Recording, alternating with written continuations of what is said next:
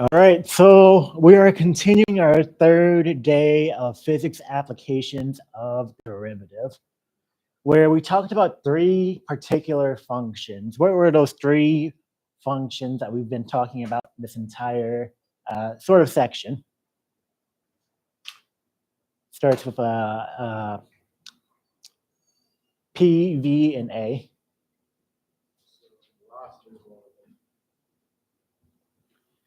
P, or you can say the word starts with a P, but the functions denote it with an S.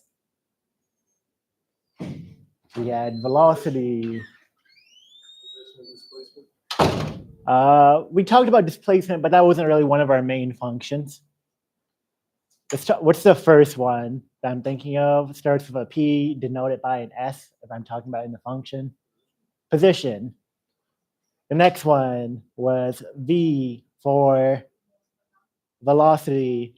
And then the third one was A, standing for acceleration. So how are these three functions related to each other? How is velocity related to position?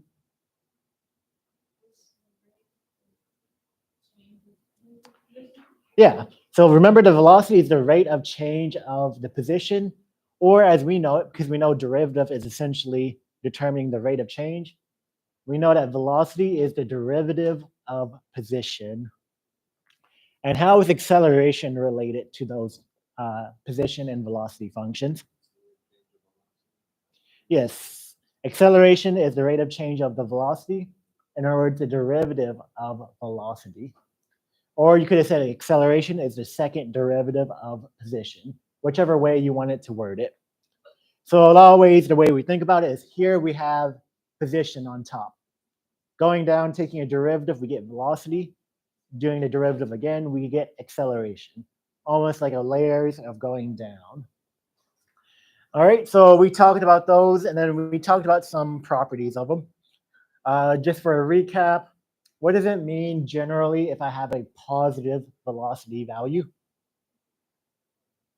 Does that mean I'm going in the positive direction? Yeah, generally in the positive direction, whatever we dictate that to be.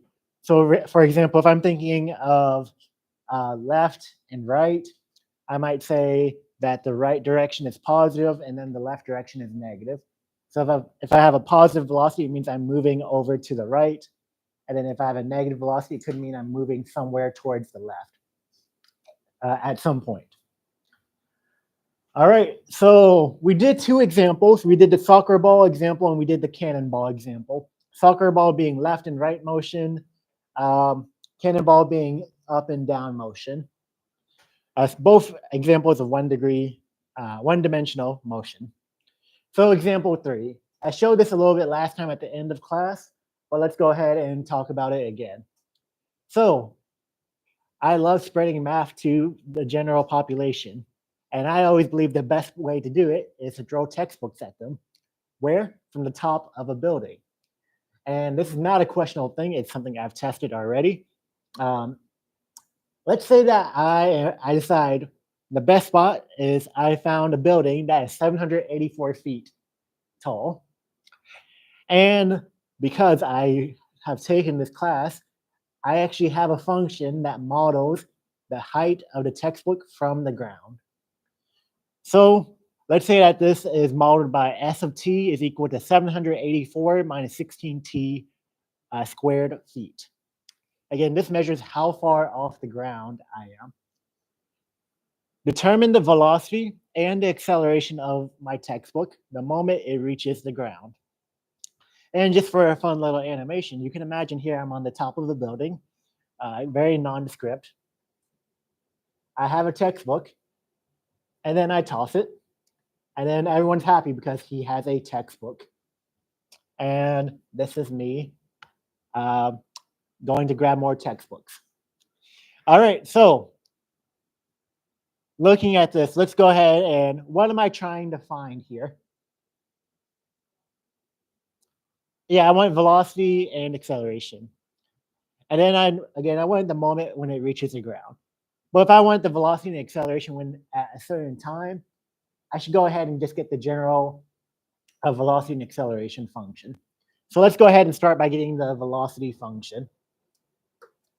So looking at this, y'all already told me how to get the velocity function v of t. Based off this information that I've given, what is my velocity function?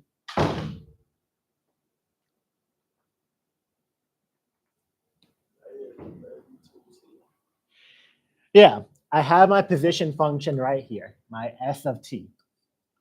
We know velocity is the derivative of position. So really, I was asking what's the derivative of this function? Derivative of 784, that's a plain constant, so that's 0. Derivative of negative 16t squared, using the power rule, bring it down to 2, we get negative 32t to the 1 power. So I got my velocity function. I don't have the velocity at a certain time yet, but I have a function for velocity. While we're at it, let's go ahead and get the acceleration function. What's my acceleration function, a of t? How do I get that, and what is that? Yeah, we know a derivative of velocity gives me acceleration. So what's the derivative of negative 32t? Negative 32. In fact, it's a plain number. This doesn't always happen for acceleration function, but the examples we have been doing, it so happens to occur that way. All right, so I have the general functions at any given time t. But I want the velocity and acceleration at a particular time. I want it the moment that my textbook hits the ground, and definitely not a person. So how do I figure out when when my object hits the ground? What do I know about my object when it's on the ground? What's that, 0?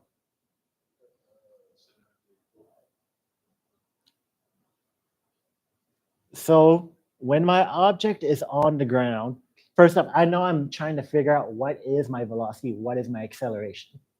That only leaves me with my position function somehow. Yeah, so as y'all both said, when my textbook is on the ground, my position is 0.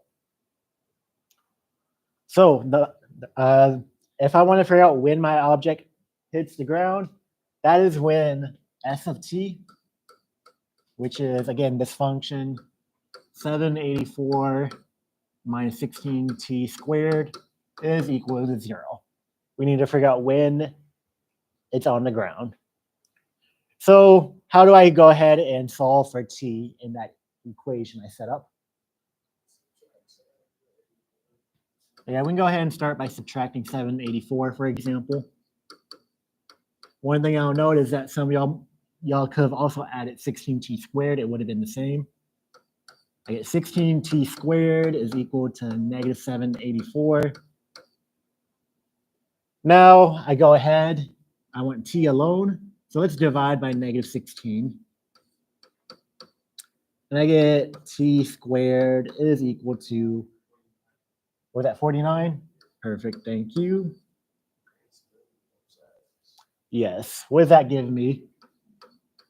7. 7 what? What's the unit?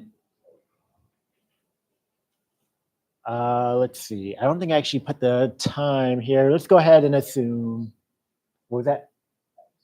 Yeah, let's go ahead and put 7 seconds. I noticed here that I didn't put t as measured in a second. One small side note before I go further.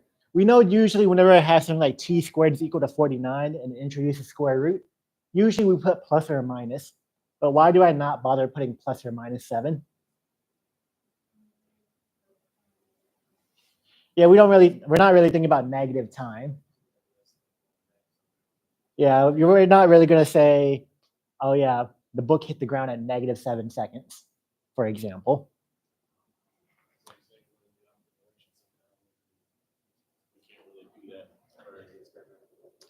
Yeah, and also another thing about time is that all of our time is relative from where we start measuring it.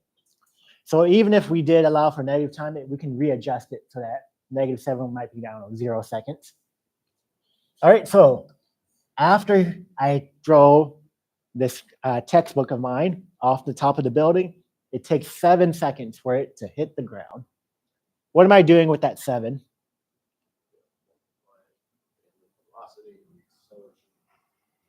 Yeah, we're just going to take that time and plug it into these two functions.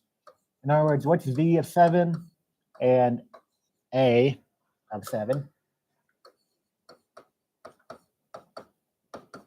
So v of 7, that's -32 times 7, which gives me what? -224. What's the unit of measurement for velocity in this example? Would you say meters? Yeah, feet per second. What is my acceleration the moment my book hits the ground? Yeah, this one happened that it doesn't really change because it's a constant. And what is the unit of measurement for my acceleration? Yeah, feet over seconds squared. All right, so after 7 seconds, which is when my textbook hits the ground, it's coming down pretty fast. It's coming down at negative 224 feet per second. And the acceleration is negative 32 feet per second squared. Before I go any further from here, let's talk about some implications about what does these results mean. What do these results mean? Grammar. All right, so first off, what is considered my positive direction and negative direction in this scenario? As I toss this book, what would I consider the positive direction of movement? Well, first off, this book is either moving up or down. Yeah, we're going to say positive is our up direction. Let's say if the book was moving up somehow, that was a positive. Down, it was moving in a negative direction. All right, so using that, we want to make sure our answer does make sense. We're just double checking everything. Does it make sense that as this book goes down, the velocity is a negative value?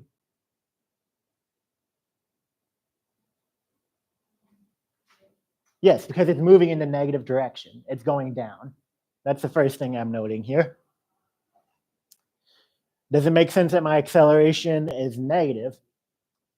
What does this negative 32 feet per second squared mean?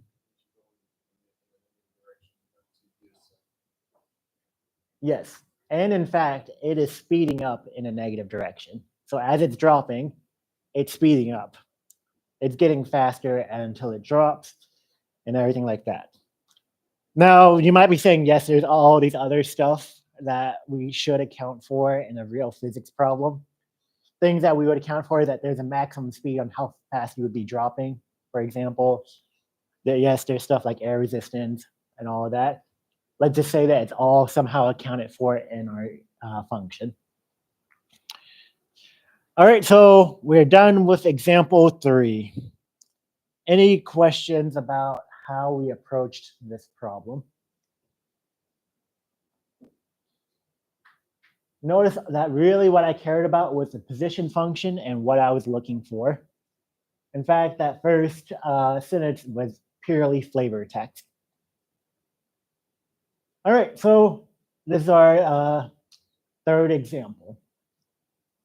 Now let's go ahead into our fourth example. So first off, how many of y'all in here, if any, are taking Gen Chem? I don't remember the number, but Gen Chem 1. All right, and how many of y'all probably had to take more chemistry classes in the future beyond Gen Chem 2, more or less? Yeah, that's pretty standard. Depending on your major, you might be either taking Beyond Gen Chem 1, you're probably either taking organic chemistry, or you might be taking physical chemistry, or even maybe biochemistry. All depends on what type of engineering you're doing. Or you might not even be needing to take those other chem classes.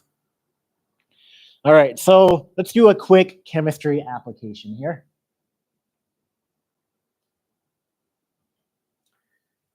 All right, so let's read this one out. For example, 4.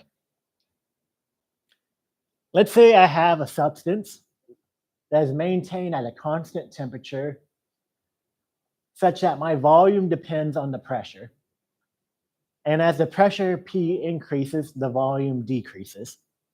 That's what I mean that my volume depends on the pressure. So as the pressure changes, my volume is going to change. You've probably seen this before on, I don't know if you've ever seen a video of, like, for example, where they keep something like a marshmallow in a jar, and then they put it into a vacuum. They suck all the air out, and then like all of a sudden it's airtight and stuff like that. So in particular, let's say that in this case, if I increase the pressure, the volume decreases. Again, this is very similar. If you've ever had those vacuum bags where you put clothes on it and then you vacuum the air out, something like that, for example. So let's use some fancy words. The isothermal compressibility beta is defined by this equation. Beta is equal to -1 over the volume times the derivative of volume in respect to pressure. That's what dV/dP means, stands for. If my volume, which I measure in cubic meters of an air sample at 25 degrees, is given by volume is equal to 5.3 divided by P, where P is given in kilopascals, determine the isothermal compressibility when P is equal to 50 kilopascals. A lot of fancy words here. We got to figure out, how do we even approach this problem?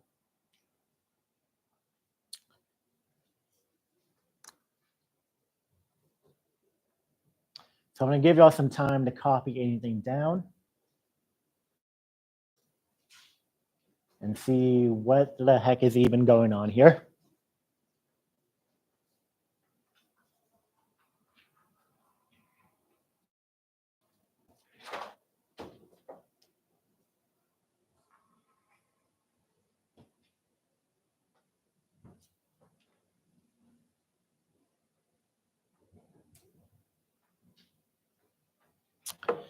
In fact, after you write this down, I want y'all to discuss with each other, what do I even do here? Where do I even start? What's useful? Is everything I have here necessarily useful information? Important skill to have is, what's useful, what's not useful, what am I looking for, what am I given? So I'm going to give y'all some time to discuss freely aloud what do we even do?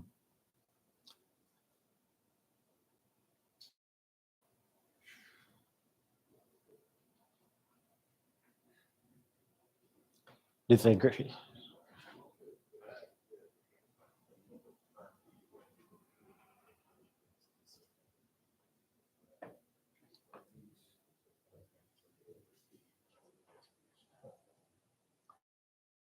If y'all need a hint, I can give y'all little subtle hints here and there on where to even start here.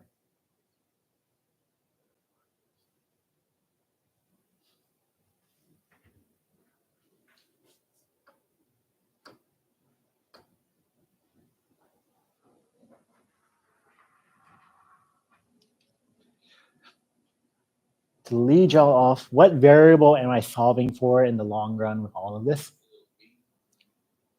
Yeah, I want the isothermal compressibility beta. So this is what I'm trying to solve for after all of my processes and stuff like that. If I want beta, that means I need to figure out what the rest of this is. I need to figure out, what is my volume V and what is my dV/dP. So start off by trying to figure out, what is your volume? What is your dV/dP?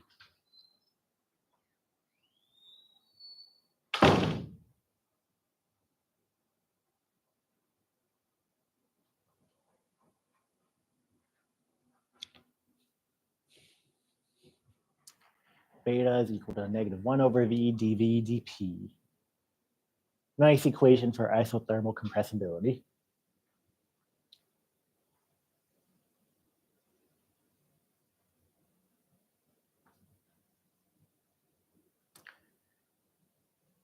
And just to help us point some stuff out, I'm just going to highlight or box anything that involves a number. Looks like this involves a number. That involves a number. And it looks like that involves a number. So somehow I need to use some or all of these things I've boxed in.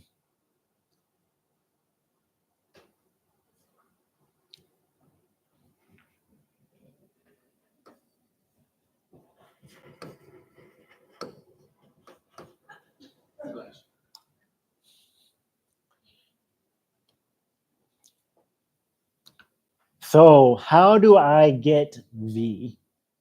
What can I do to possibly get V? I know if I want beta, I need V and I need dV dP. So let's start off with getting V. How do I get V at this moment? Yeah, so right here, I have V is equal to 5.3 divided by P, the pressure. So I'm just going to rewrite that 5.3 over P. What's my P? What's my pressure? 50. So I have 5.3 divided by 50. Can someone go ahead and give me what that value is? 5.3 over 50?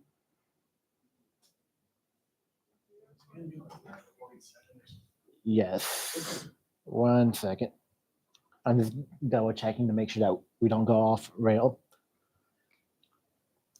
Okay, 5.3 divided by 50. Yeah, we're saying 0.106, right? Yeah, perfect. 0.106. So I know my volume of this air sample is 0.106. I'm not too worried about the units right now because that's not my end goal. Great, so I have V. Now it looks like I need to get what dV dP is. How do I figure out what dV dP is?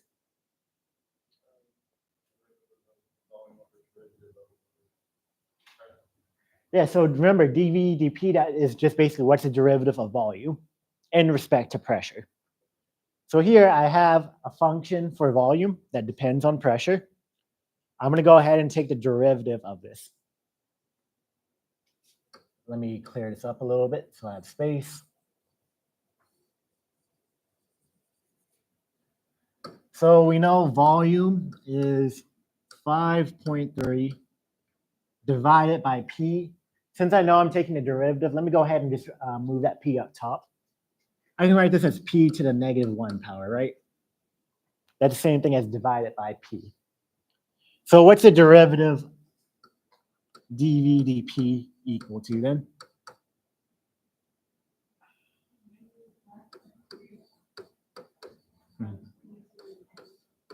Yeah, times P to the -2. Great, so I have dV dP. What am I going to do with that value now? I should probably figure out exactly what dV dP is right at the moment when we hit 50 kilopascals. So let's go ahead and plug 50 into that dV dP. Sorry that this is a little bit everywhere. dV dP when P is 50. I could have wrote that better. When P is 50. We get -5.3 times 50 to the -2nd power.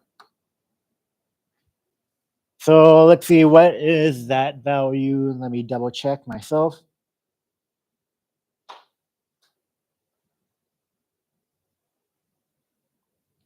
What are y'all getting for dV dP?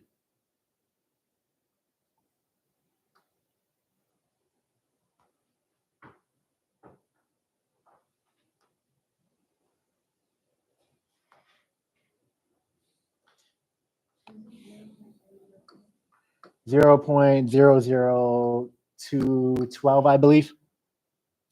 Something around here. All right, so great. I have the volume and I have dV dP at that exact moment of pressure. Now, all I had to do, sorry, I'm erasing this right here, is plug in the necessary values.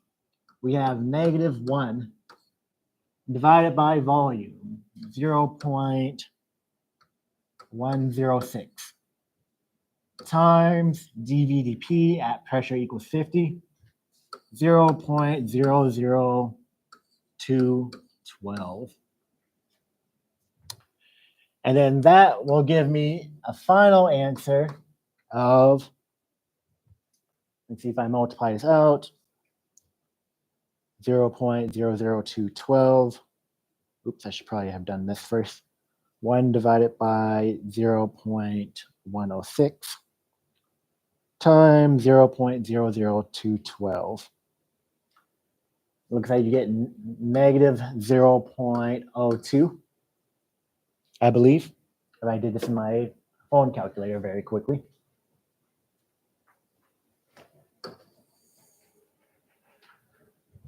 Negative 0.02.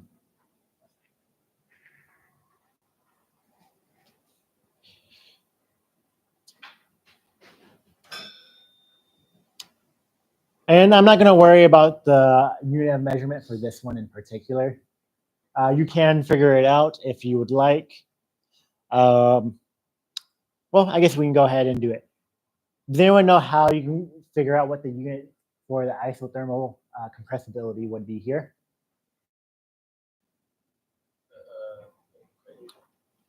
Let's see. What do we measure volume in for this example? Yeah, we have cubic meters. So this is cubic meters, or sorry, not centimeters, meters cubed. What do I measure dV dP in?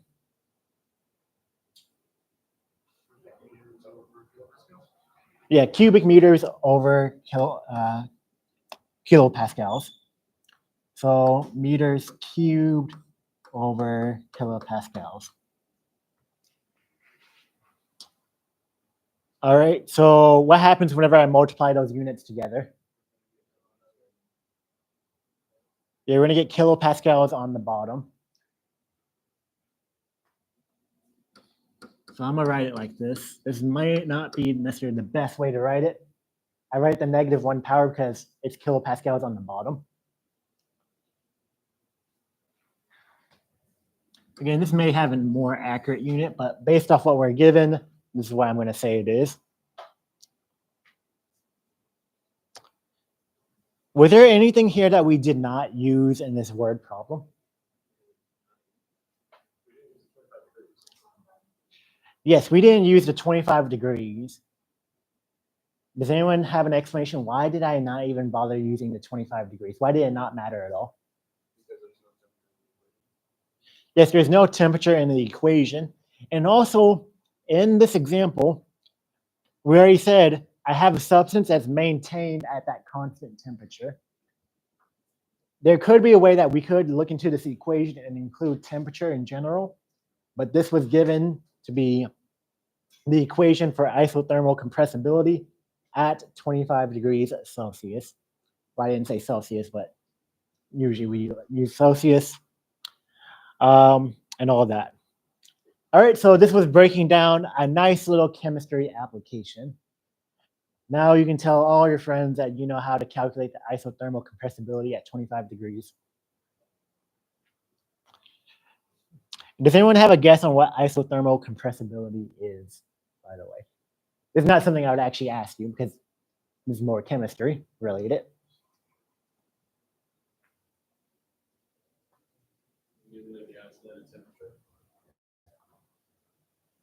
No, not necessarily. What does compressibility mean generally? Yeah, generally you think compressibility is how well can you compress it, right? Without going too much into detail, actually, it might be better if I give you just a formal definition later on than giving an informal version of it. I'll get y'all a formal definition of what isothermal compressibility is rather than me just wording it, because chemistry is not in my general field anyway. But any questions about how we did this calculation? Or any questions about our physics?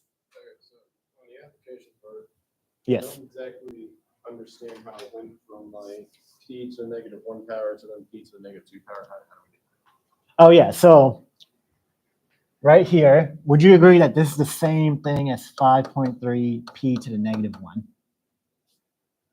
Because the negative power means that you can pop it to the bottom or top as needed. And then after that, we just took the derivative with power rule. Bring down to -1, subtract 1 from the power, giving me -2. So 5.3.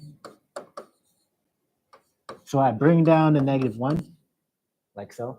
And then -1 minus 1, giving me -2 for the power. So just our nice power rule. Again, being careful with that negative power, making sure that we are still subtracting -1. So that's going to be an important rule to know even for Cal 2.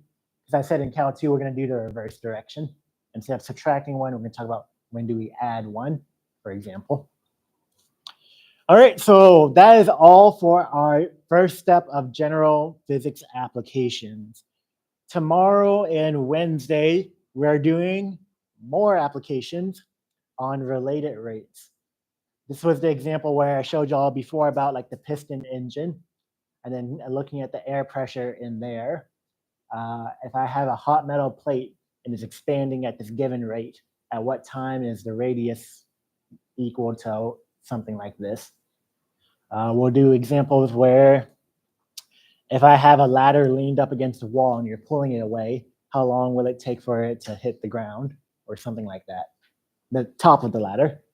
So a bunch of other applications, technically still physics related, but using some different concepts than what we've used here, more or less. All right, so besides that, that is all I have for y'all today. Let me go ahead and end the stream here. If you do have any other questions about